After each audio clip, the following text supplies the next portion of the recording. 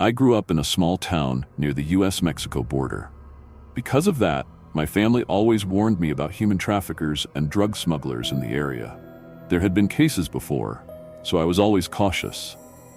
Maybe that's what saved me that night. At the time, I was 14, a freshman in high school. My best friend and I decided to take a walk in a nearby park. It was a popular spot, always full of people, and it was only a short walk from both of our houses. We'd been there plenty of times before, so we didn't think twice about going. As we strolled through the park, lost in conversation, a man, probably in his 40s, walked up to us. He had an unfamiliar face, and right away, something felt off. He told us he was new in town and didn't know where anything was. My friend and I exchanged a quick look, both of us feeling a little uneasy, but we tried to stay calm. At first, he kept things casual, asking about the town and if we lived nearby. But the way he spoke made us uncomfortable. Then he asked if we went to the local middle school down the street. I quickly told him we were high schoolers, but I didn't mention which one. That's when I noticed something that made my stomach drop. Behind us, another man was following, staying just far enough back to avoid suspicion.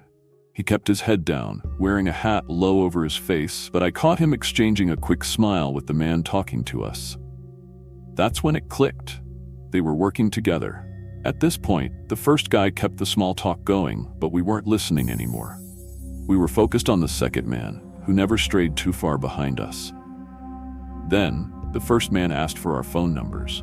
Back then, smartphones were common, but I still had a flip phone. My friend quickly said she didn't have a phone, which might have been true. But I had been holding mine in my hand, so I couldn't lie. Instead, I just told him I didn't like giving my number out. He didn't take the hint. "Oh, come on," he pressed. "Why not? You girls could show me around town." I shook my head, saying I had limited texts and minutes. I wasn't lying, but at that point, I was just trying to get him to stop talking. That's when I noticed how dark the sky had gotten. The conversation had kept us stuck in the park long past sunset, and even though there were still some people around, we hadn't spotted anyone we knew. These guys were much bigger than us, and I knew we had to get out of there. I finally said, "It's getting late, we need to head home," and motioned for my friend to follow me. We started walking toward the edge of the park, but the man followed. "I can give you a ride," he offered. "You shouldn't be walking alone at night." I forced a smile. "It's fine. We live just down the block." That was a lie. Our houses were at least a 20-minute walk away. He gestured toward a parking lot. "My car's right over there. Come on, let me drive you." I glanced behind me. The second man had closed the distance. He was now only a few steps behind us. "Nope." I grabbed my friend's wrist and picked up the pace. "Nice to meet you," I said over my shoulder before speed walking toward the street.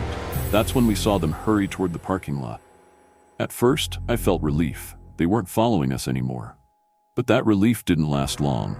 As we walked down the sidewalk, we noticed a van turn onto the road beside us. It was them. They drove past us slowly, their heads turned in our direction, watching. When they reached the end of the block, they made a sharp turn, circling back around. I felt my heart pounding. We decided to cross the street, hoping to put some distance between us. It was the right choice.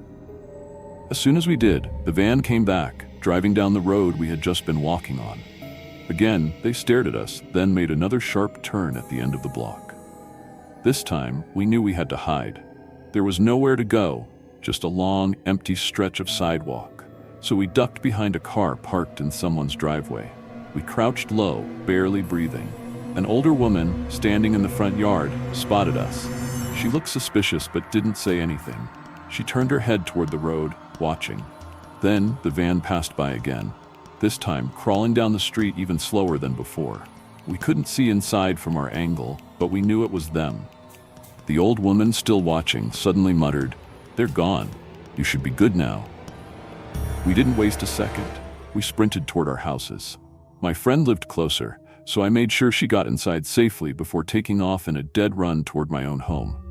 I kept my eyes on every passing car, scanning for the van, but either they had given up or we had finally lost them. When I got home, I locked every door, every window. My heart was still racing and my hands were shaking. Even now, years later, I still think about that night. If we had made one wrong move, if we had let them stall us any longer, or God forbid, gotten into that van, I don't know if I'd be here to tell this story. So if there's one thing I've learned, trust your gut. And if you ever feel like you're being watched, run.